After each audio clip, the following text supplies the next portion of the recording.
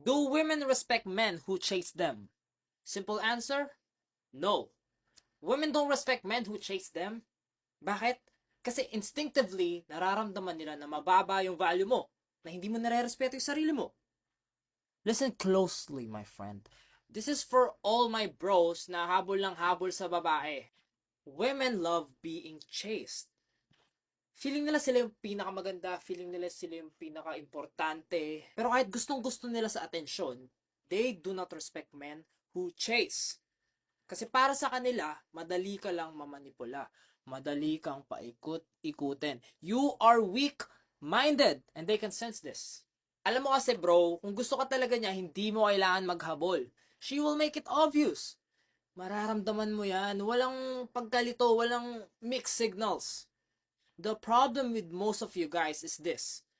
Pinipilit nyo pa rin kahit klaro naman na hindi talaga siya interesado. Umaasa kayo sa mga baka or what if. Oo, importante na attracted ka sa kanya. Pero if you're gonna chase her, that's a different conversation. That's called losing self-respect. Have some self-respect, guys. It's napaka-basic naman ng self-respect. Anyways, as a man, your number one focus should be yourself. Yung lifestyle mo, yung mission mo, yung grind mo. All basic na yun.